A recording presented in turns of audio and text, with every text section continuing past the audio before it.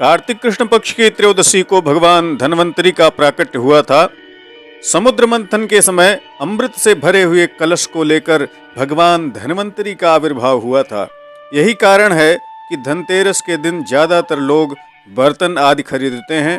मान्यता है कि धनतेरस को खरीदे गए सामान में किए गए निवेश में 13 गुना वृद्धि होती है। धनतेरस को अपनी राशि के अनुसार क्या खरीदें क्या न खरीदें, पैसा कहाँ निवेश करना सही होगा, कहाँ निवेश करना सही नहीं होगा, इसकी जानकारी के लिए आई बटन या इस वीडियो के डिस्क्रिप्शन में जाकर आप वीडियो देख सकते हैं। उस वीडियो में धनतेरस के दिन अपनी राशि अनुसार खरीदारी के संबंध में विस्तार से बताया गया है। भगवान धन्वंतरी को चिकित्सा आयुर्वेद का भी देवता माना जाता है। धनतेरस के दिन धन्वंतरी की पूजा से रोग व्याधि पीड़ा समाप्त हो जाती है। इस दिन अकाल मृत्यु के शमन के लिए भगवान यमराज की भी पूजा और घर से बाहर चतुर्मुख दीपक जलाने का विधान है। धनतेरस के दिन भगवती लक्ष्मी की कृपा प्राप्त करने के लिए अनेकों प्रकार से उनकी पूजा आराधना की जाती है। आज की इस वीडियो में धनतेरस व्रत कथा को लेकर मैं काशी से सतीश चंद्र पांडे, आचार्य कश्यप उपस्थित हूँ। आपका हमारे YouTube चैनल पर हार्दिक स्वागत है। यदि आप पहली बार हमारे चैनल पर पधारे हैं तो कृपया बिना देरी किए चैनल को सब्सक्राइब अवश्य कर लें, क्योंकि हम इसी तरह शास्त्रोक्त प्रामाणिक व्रत, जप, कुंडली, अनुष्ठान आदि की वीडियो को लाते रहते हैं। आइए बिना विलंब किए हुए भगवती लक्ष्मी की इस अद्भुत कथा का शुभारंभ करते हैं। एक समय की बात है, भगवान विष्णु पृथ्वी पर विचरण करने के लिए आ रहे थे तो भगवती लक्ष्मी जी भी उनके साथ पृथ्वी पर आने की जिद करने लगी। भगवान विष्णु ने लक्ष्मी जी से कहा, यदि जैसा मैं कहूँगा वैसा आप करें तब मैं आपको अपने साथ मृतलोक में ले चलने को तैयार हूँ।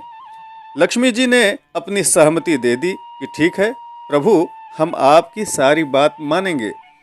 इसके बाद भगवान नारायण और लक्ष्मी जी भूमंडल पर आ गए। इधर उधर विचरण करते हुए एक स्थान पर विष्णु जी ने लक्ष्मी जी से कहा, हे देवी, आप यहीं विश्राम करें, मैं थोड़ी देर दक्षिण की दिशा में होकर आता हूँ। जब तक मैं ना आऊँ आप यहीं पर रहिएगा। ऐसा कहकर भगवान विष्णु जी दक्षिण दिशा को चल दिए। उन्होंने खास तौर से लक्ष्मी जी को दक्षिण की तरफ अपने पीछे आने से मना किया था। विष्णु जी के जाने के बाद लक्ष्मी जी के मन में कौतूहल जगा कि आखिर दक्षिण दिशा में ऐसा क्या रहस्य है जो भगवान स्वयं चले गए और मुझे मना कर दिया। लक्ष्मी जी से रहा नहीं गया तो वह भी दक्षिण की दिशा की तरफ बढ़ने लगीं। कुछ दूर जाने पर एक सरसों का खेत दिखा जिसमें खूब सरसों के फूल खिले हुए थे। सरसों के फूल लक्ष्मी जी को बड़े प्यारे लगे और उन्होंने कुछ फूलों को तोड़कर अपने बालों में लगा लिए, श्रृंगार कर लिया। थोड़ा और आगे जाने पर गन्ने का खेत दिखा तो लक्ष्मी जी ने गन्ने को तोड़कर उसका रसास्वादन किया। उसी क्षण विष्णु जी वहां आए और लक्ष्मी जी पर कुपित होकर उन्हें श्राप दिया कि मैंने आपको इधर आने से मना किया, परंतु आपने मेरी बात नहीं मानी और किसान के खेत में चोरी का भी अपराध किया। अब इस अपराध के फलस्वरूप आपको 12 वर्ष तक इस किसान की सेवा करनी होगी। ऐसा कहकर लक्ष्मी जी को वहीं छोड़कर भगवान विष्णु क्षीर सागर को चले गए। देवी लक्ष्मी उस किसान के घर में रहने लगीं। एक दिन लक्ष्मी जी ने किसान की पत्नी से कहा कि तुम स्नान आदि से निवृत्त होकर मेरी बनाई हुई इस लक्ष्मी की मूर्ति की पूजा करो। तुम इनसे जो कुछ भी मांगोगी वह तुम्हें अवश्य मिलेगा। किसान की पत्नी ने ऐसा ही किया, जिसके प्रभाव से किसान का घर धन, धान्य, आभूषण, अन्न आदि से भर गया। किसान के 12 वर्ष बड़े आराम से सुखपूर्वक बीत गए। 12 वर्ष बाद लक्ष्मी जी जाने को तैयार हुई। भगवान विष्णु लक्ष्मी को लेने के लिए आ गए, परंतु किसान ने उन्हें भेजने से इनकार कर दिया। तब विष्णु ने किसान से कहा कि कौन ऐसा है जो अपने घर से लक्ष्मी को जाने देगा, परंतु ये चंचला हैं, कहीं ठहरती नहीं हैं। ये तो इन्हें हमारा श्राप था जिसकी वजह से ये 12 वर्ष तुम्हारे यहाँ रहीं। अब समय पूर्ण हो चुका है, इसलिए इन्हें जाना होगा। किसान हठपूर्वक बोला कि नहीं, मैं नहीं जाने दूंगा।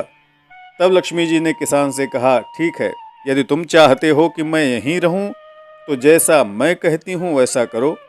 कल धन त्रयोदशी है, तुम घर को गोबर से लीप पोत कर स्वच्छ करना, रात्रि में घी का दीपक जलाना और सायंकाल मेरी पूजा करना। एक कलश में अथवा थैली में रुपए भर कर रखना।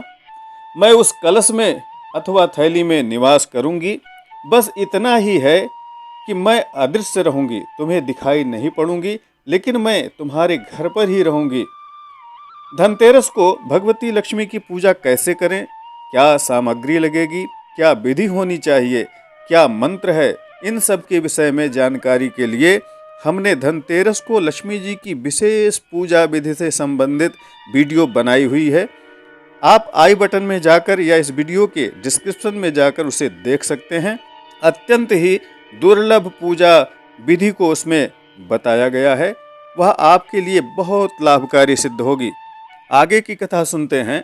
भगवती लक्ष्मी ने किसान से कहा कि इस एक दिन धनतेरस के दिन की पूजा के प्रभाव से मैं वर्ष भर तुम्हारे घर से नहीं जाऊंगी, यहीं निवास करूंगी। ऐसा कहकर दीपक के प्रकाश की तरह प्रकाशित होकर वे 10 दिशाओं में फैल गईं। अगले दिन धनतेरस को किसान ने लक्ष्मी जी के कहे अनुसार पूजन किया। उस पूजन के प्रभाव से उसका घर धन धान्य से पूर्ण हो गया। इसलिए हर वर्ष धनतेरस को लक्ष्मी जी की पूजा का विधान है।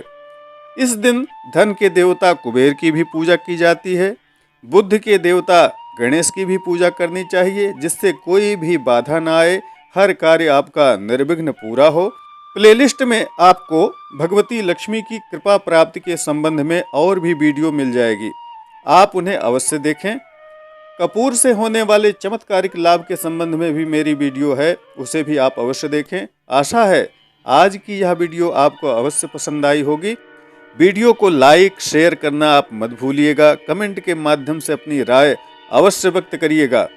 अन्य सोशल साइट्स पर भी आप हमसे जुड़ सकते हैं, सबकी लिंक इस वीडियो के डिस्क्रिप्शन में आपको मिल जाएगी। भगवती लक्ष्मी की कृपा सब पर बनी रहे। इसी के साथ नमस्कार। जय विश्वनाथ।